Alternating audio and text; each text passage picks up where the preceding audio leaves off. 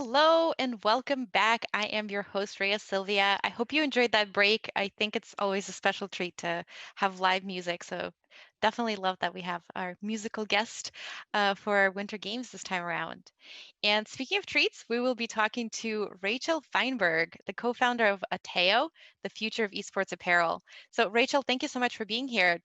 Could you please introduce yourself? Let us know just a little bit about yourself.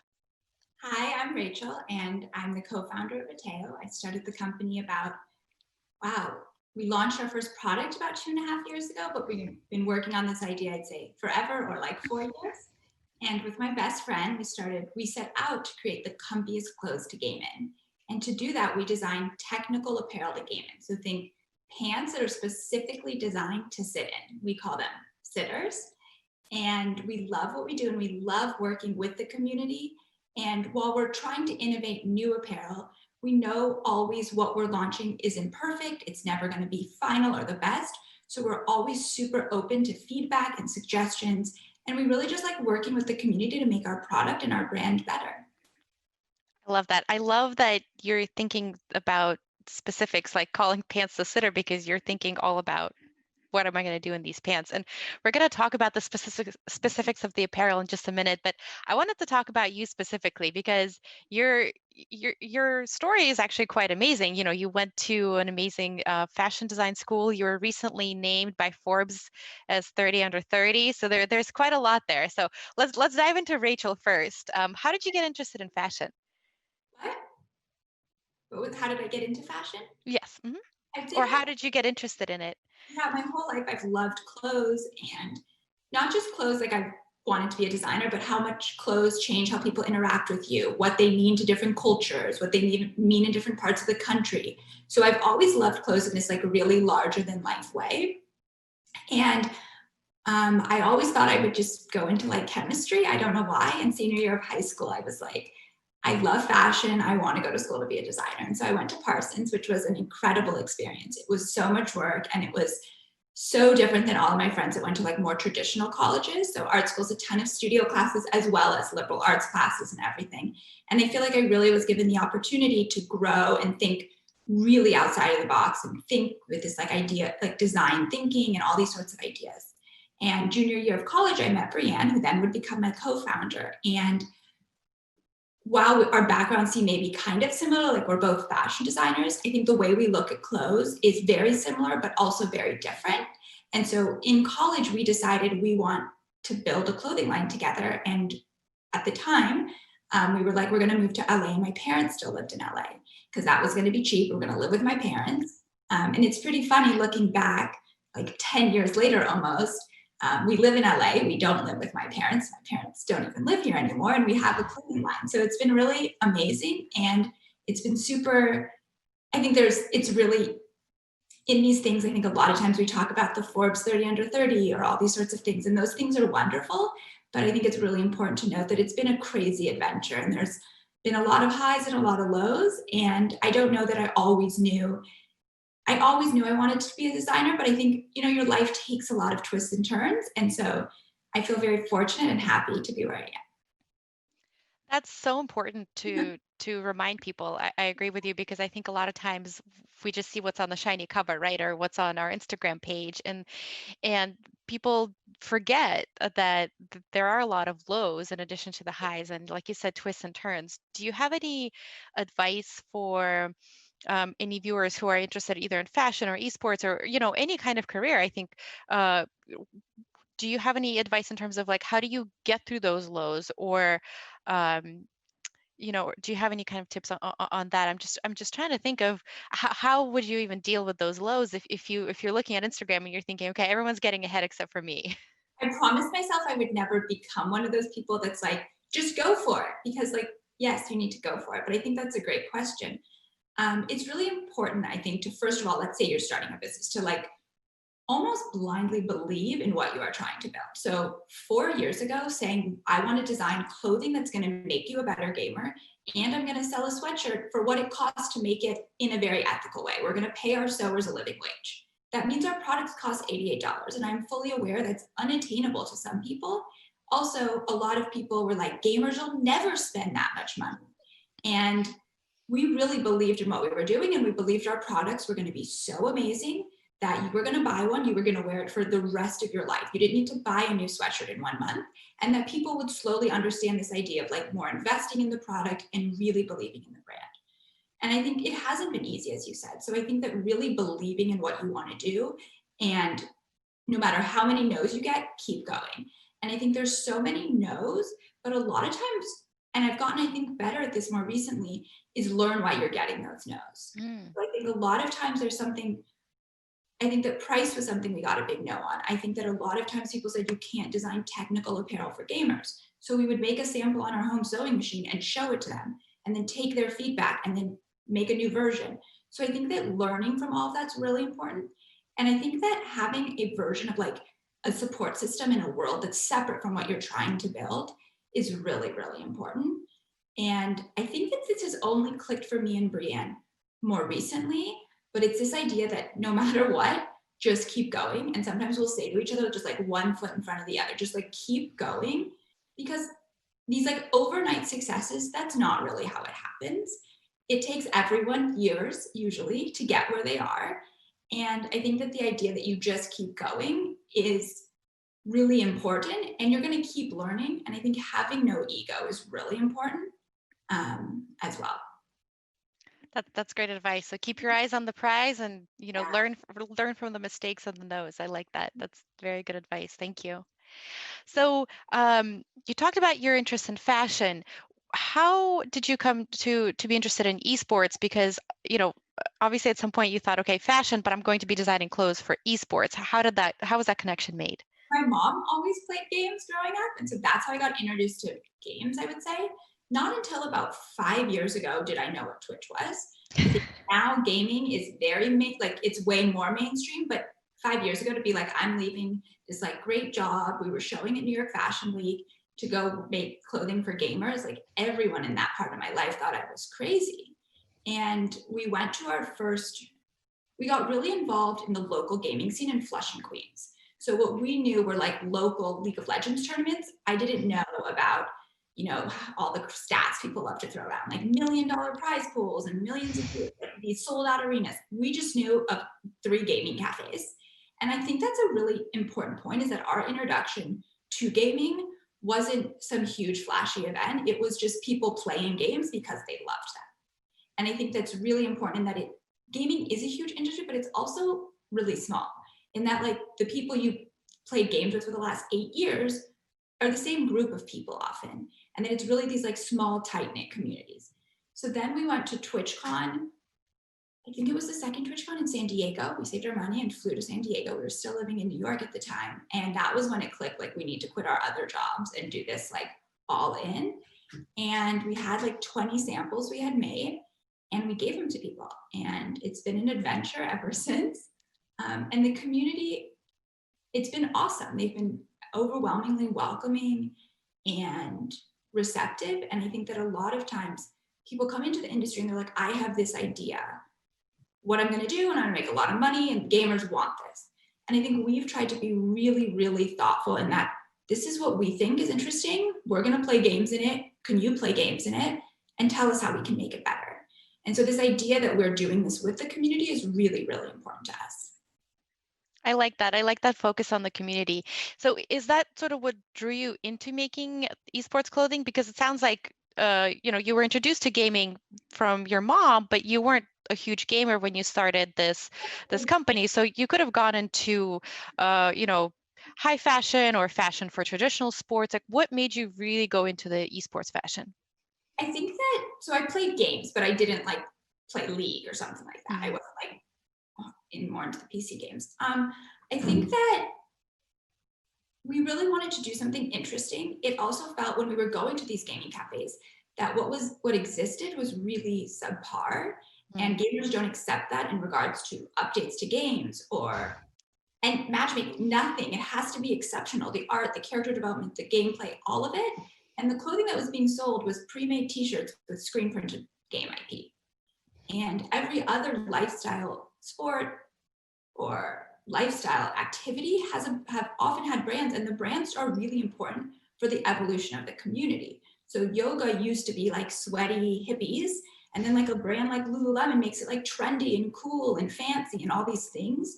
And I think that we knew in our heart that we wanted to make something for the community with them that really was what they wanted and would push the ecosystem farther. Not that like we were going to do something, like that together we were going to evolve with the ecosystem. That makes sense. That makes sense. You definitely saw a need. Like you said, gamers do not like subpar things. And I think that's why I'm glad you pushed for really ethical manufacturing, and paying living wages and things like that. I wasn't so worried about the 88%, or excuse me, $88 price tag, because it shows quality, and I think gamers will understand that. So that makes sense, definitely. So you mentioned Lululemon. Do you think of yourself as sort of like the Lululemon of esports fashion? Because your company has been called the Nike of esports fashion. How do you feel about that? It's an easy like reference for people that aren't from gaming, or an easy reference for like a quick soundbite. I think that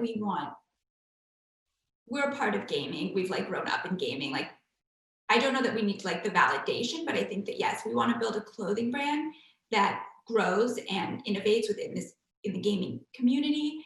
And we think that everyone will be a gamer soon. I mean, everyone is more or less. And we're really building the lifestyle brand for the future. I agree. I agree. So no Nike of esports. You're just the Ateyo of esports. Yeah. That makes sense. I like that. So speaking of Ateyo, actually, how did you come up with that name? Does it mean something to you? Is it an acronym for something?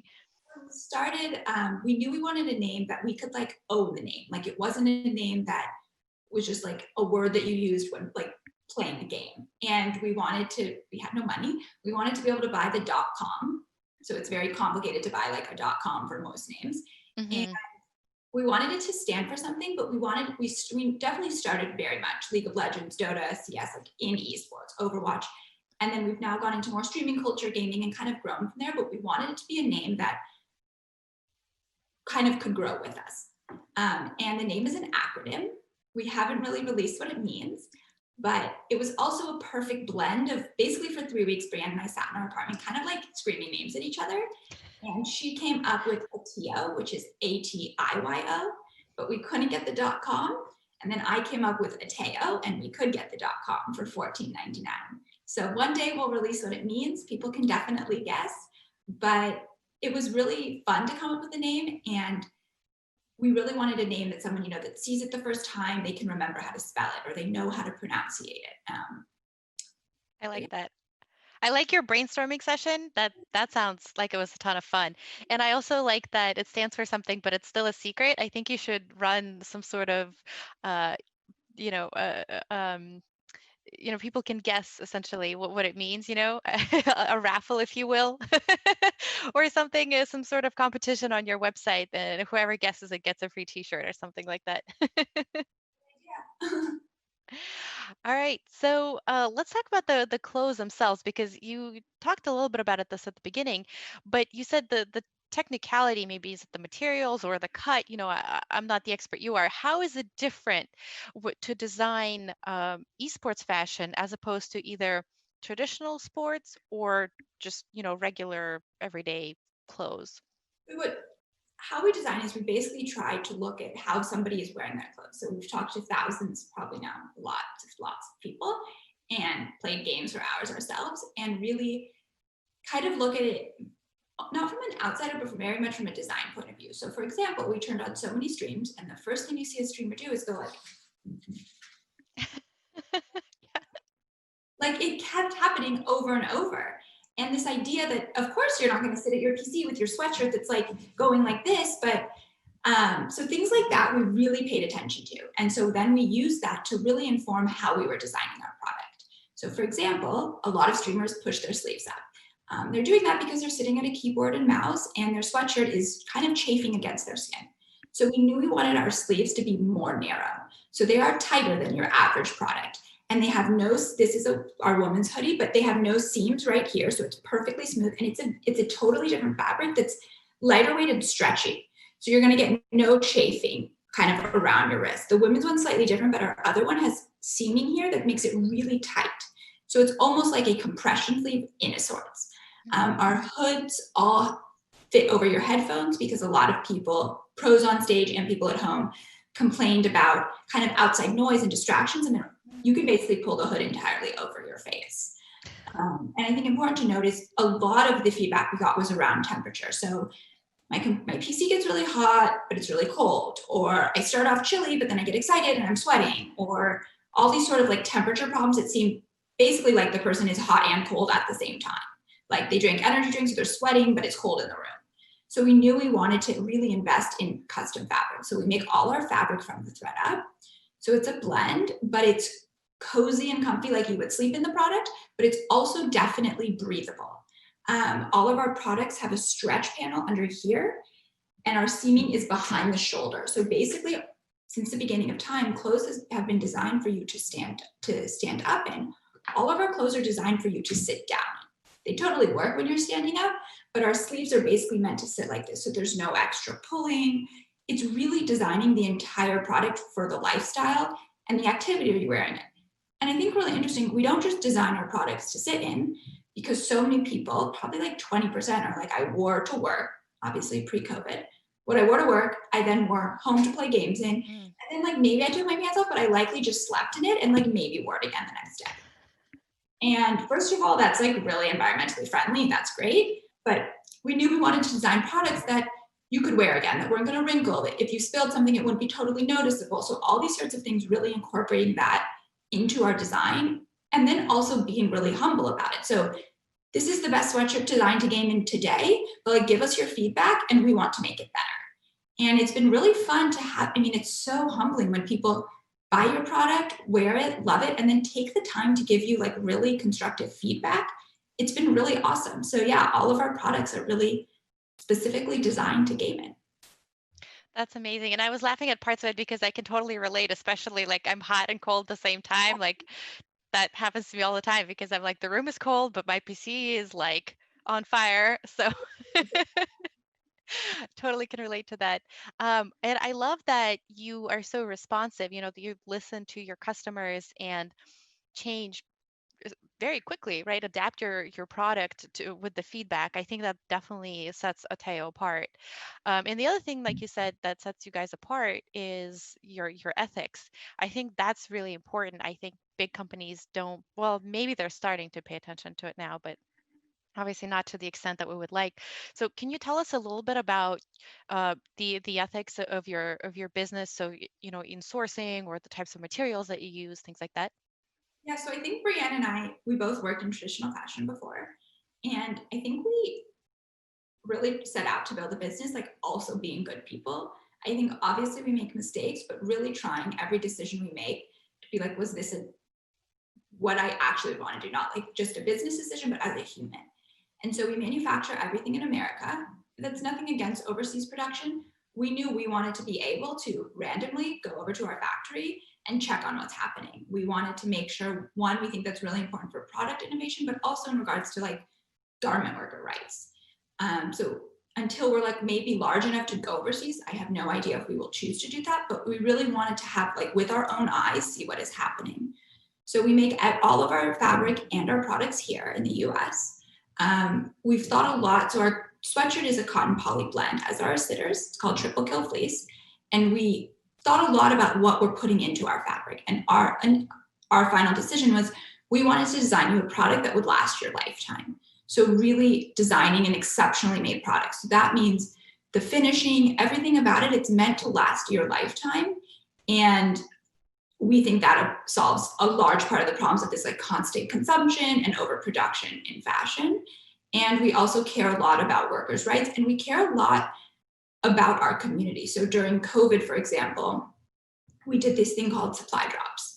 And we at first were like, what do people want? So in the beginning, we did something that focused on cozy, but I think it important for this conversation was a few months into COVID, I think everyone started feeling a little trapped.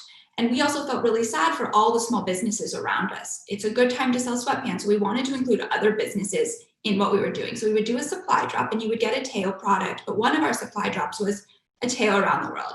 So we bought stacks from all different local markets. So a Thai market, an Israeli market, like an Australian market, all these different markets. And you got basically this really cool grab bag of food from all over the world. We were then sharing kind of this putting money back into our community, and also people are buying and wearing Ateyo. So I think every decision we make, we try to be really thoughtful about what our community wants, like our buying customers, but also like our community around us and what they need. And so that's not just in how we make our clothes or how we market our clothes, but kind of in every decision we make, we try to be really thoughtful and kind of spread what I would say the wealth. We're not like a big company, but like this idea that working together is always the best solution. I love it. I love everything you said. And it just, learning more about the background of the company, it definitely makes me feel just like so excited to support you guys by buying your clothes, because like not only are your clothes amazing, but there's so much, sort of behind the scenes, like you said, supporting your communities, doing right by workers, creating products that are going to be more environmentally friendly. That's all of that is just incredible. So, um, looking at where you and Brianne are now, what are your plans for Ateyo? Do you plan to grow more, maybe branch out into another specific product? Like, do you have any ideas in mind that you can share with us? So I think that we want to continue creating amazing products that like change the gaming landscape. I think we're just scratching the surface in regards to what innovation is possible. I think there's really interesting things in wearable tech and responsive garments and all those sorts of things.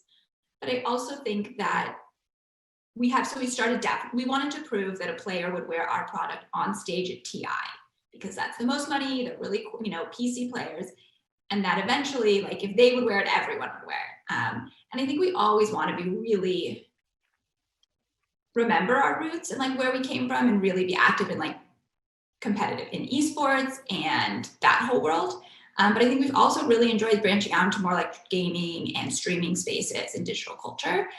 I think going forward, I think we want to continue to grow. I think that's like, it's really easy to say, I want to be this big, but I think we want to grow in like a really thoughtful way and continue to scale in that when you buy a product from Ateyo, it always has the quality and kind of the thoughtfulness behind it and really grow at a pace that makes sense for our community and our products and us as people. So I think we definitely want to grow and like world domination is definitely the goal, but we definitely want to do it in a really thoughtful way that is really true to who we are as people and as a business.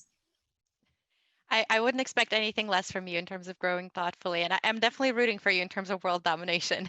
I'd like to see that.